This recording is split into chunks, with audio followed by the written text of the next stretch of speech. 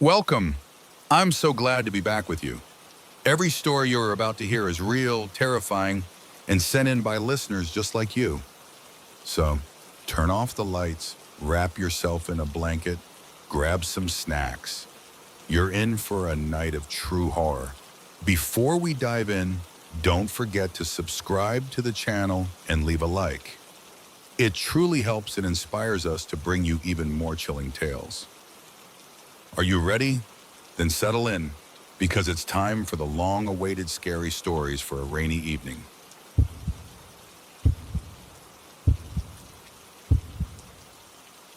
It all started exactly a week ago on a Tuesday. I came home from work, just an ordinary day, nothing remarkable, and saw it on my doorstep.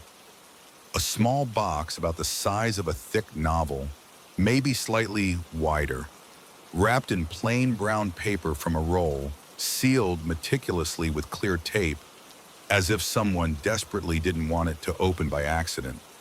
The strangeness was that there was no return address, no stamps, no postmark, just my address, neatly printed in the center in black uppercase letters, like a label from a marker or a printout. The address was perfectly correct, not a single mistake.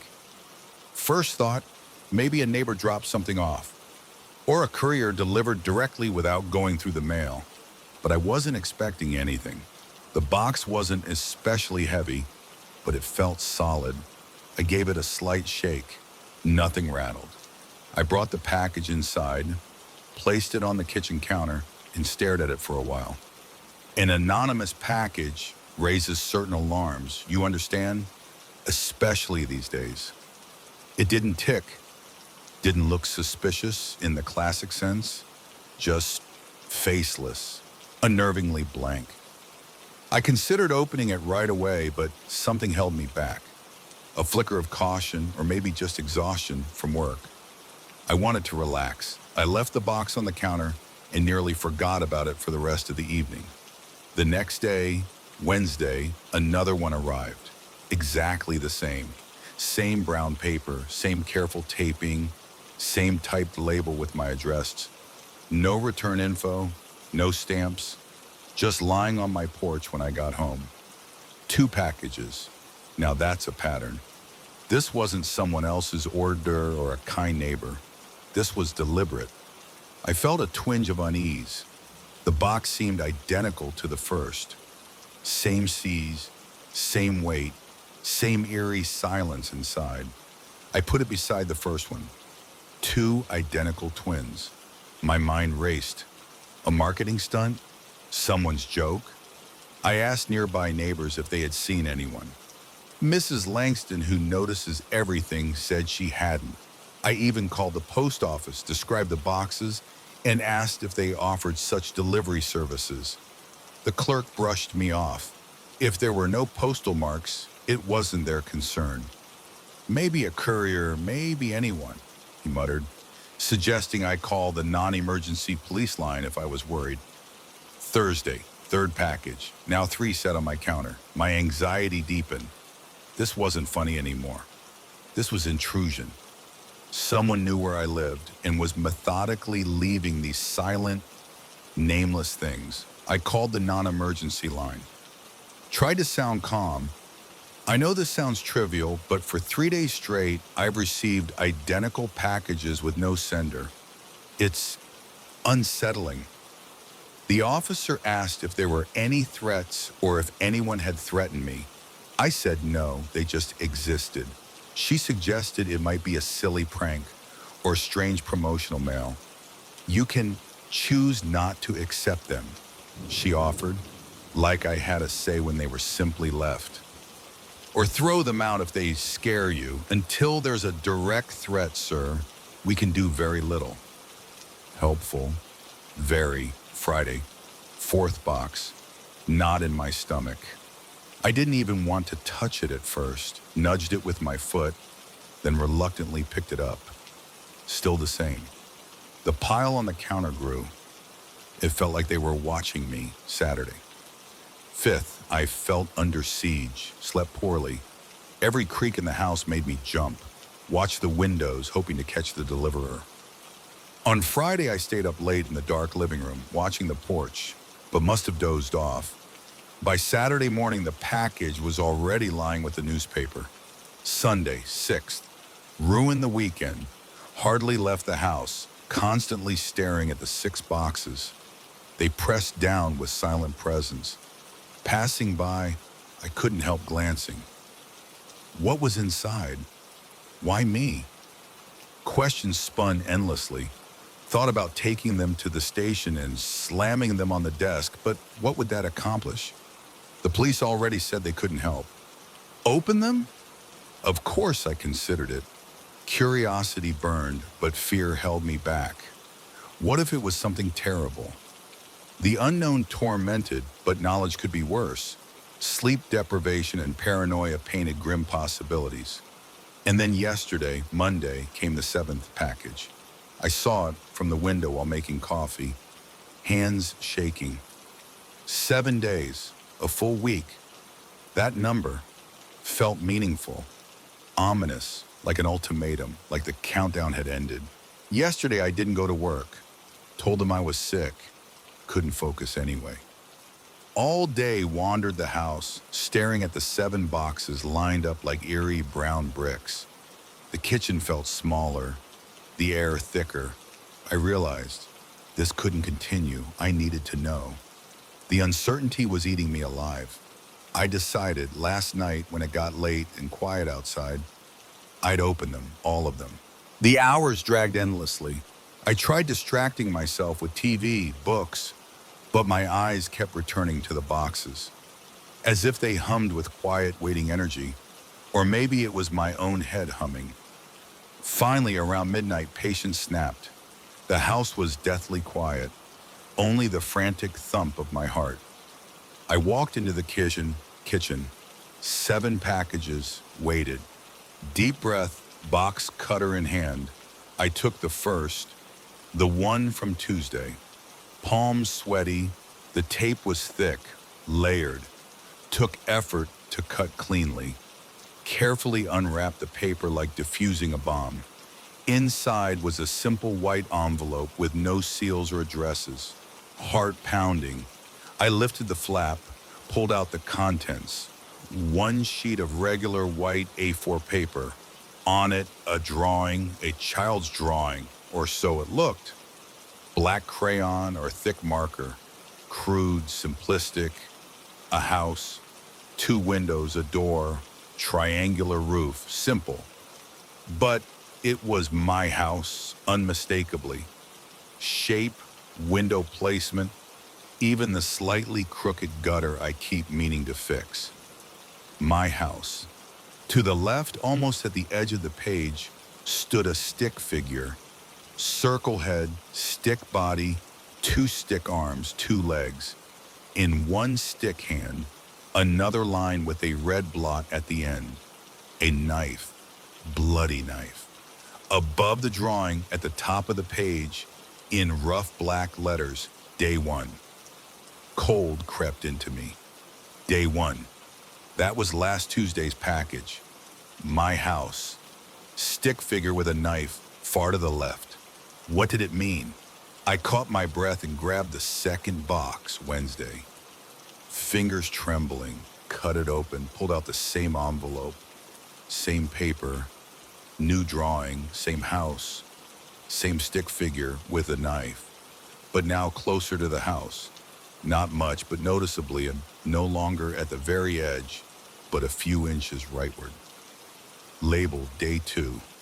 Nausea hit. Oh no. I snatched the 3rd box, tore through the paper, envelope, sheet. Day 3.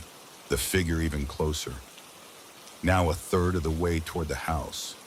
The red blot on the knife seemed darker. I stopped trying to be careful. Ripped open the 4th. Day 4. Figure halfway.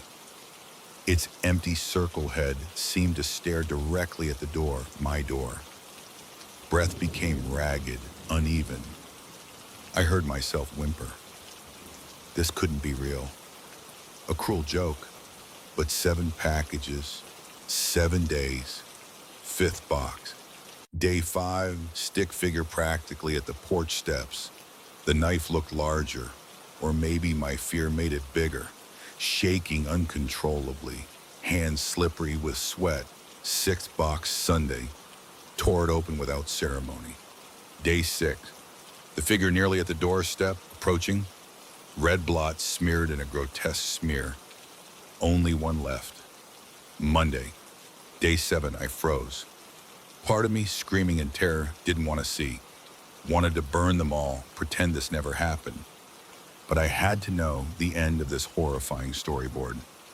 With trembling fingers, I took the 7th box.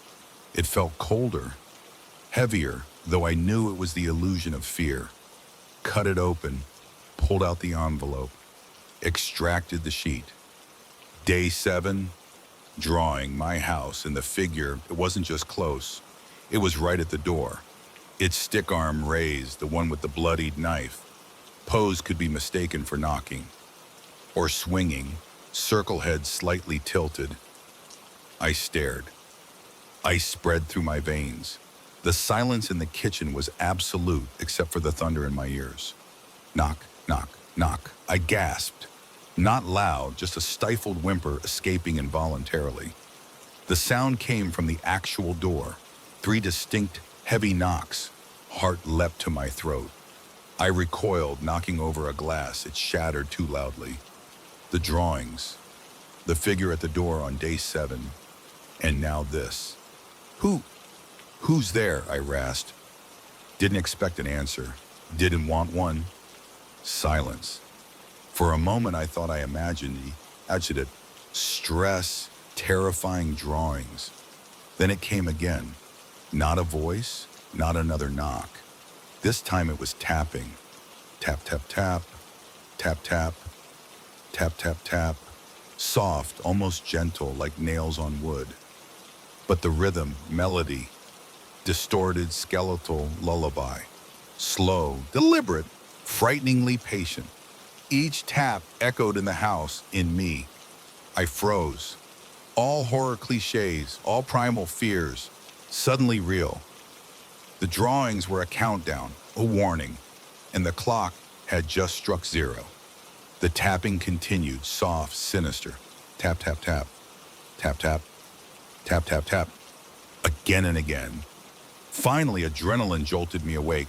Police! I fumbled for the phone left on the counter, fingers shaking, slick with sweat. Nearly dropped the device. Dialed 911, breathing jagged.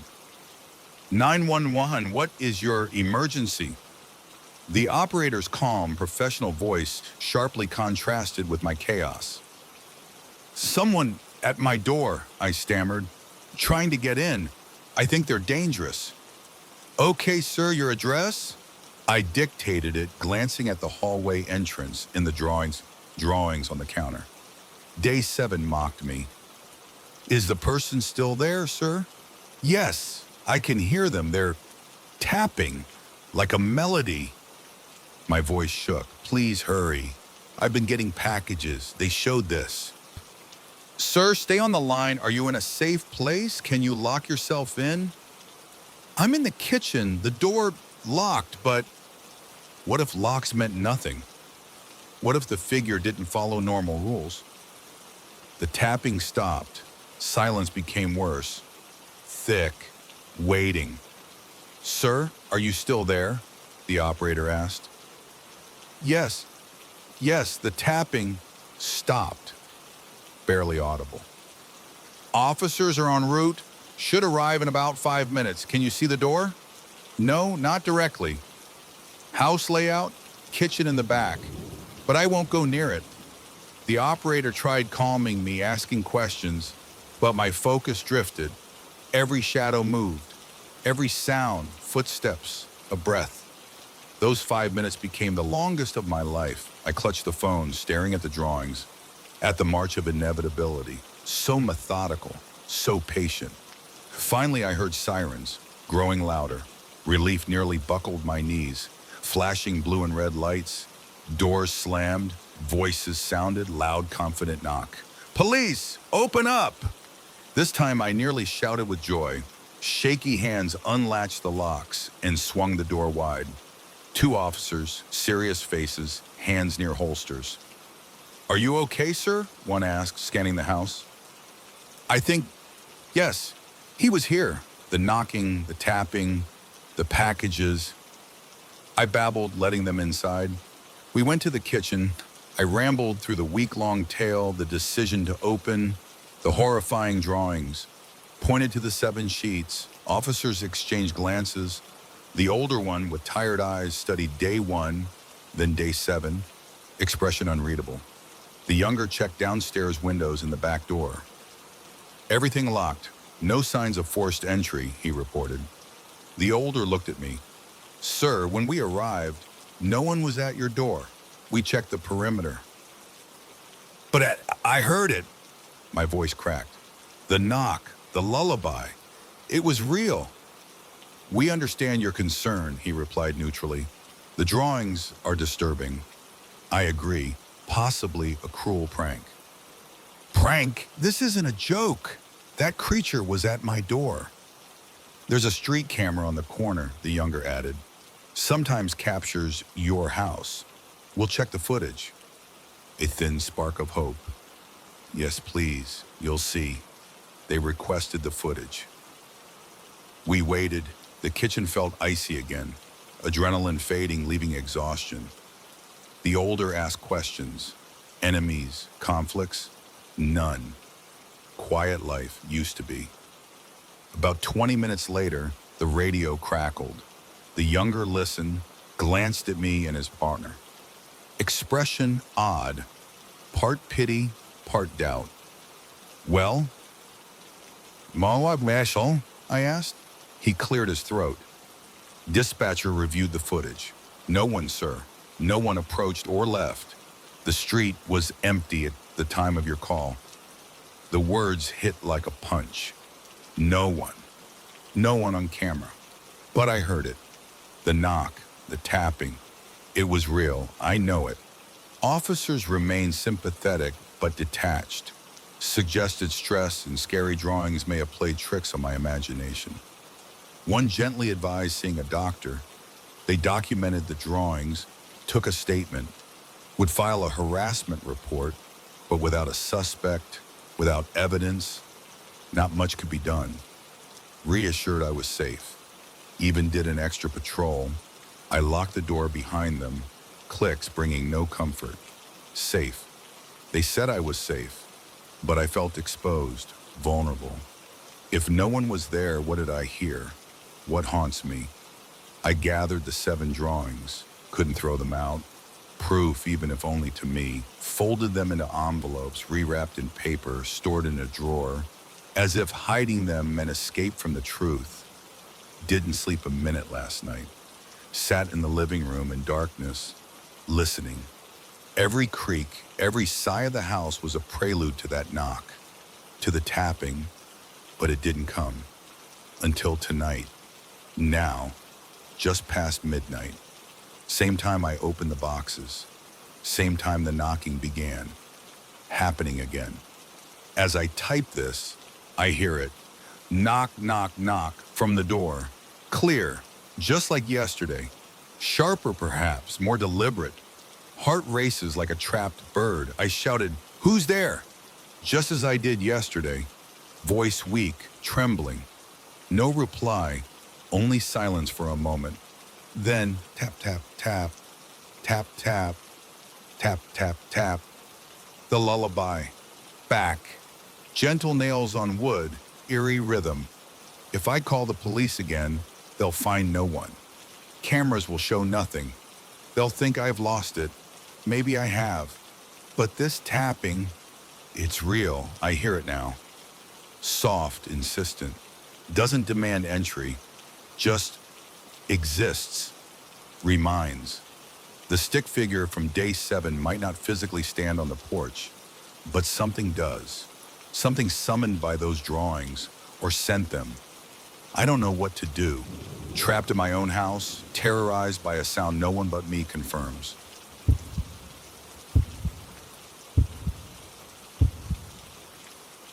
You're still here. Or has fear already taken you away? If you haven't yet, leave a like and subscribe. Your support breathes life into the darkest stories. I hope we'll meet again soon. Next time, even darker and more terrifying secrets await you. Come back soon while I prepare new nightmares that will haunt your sleep.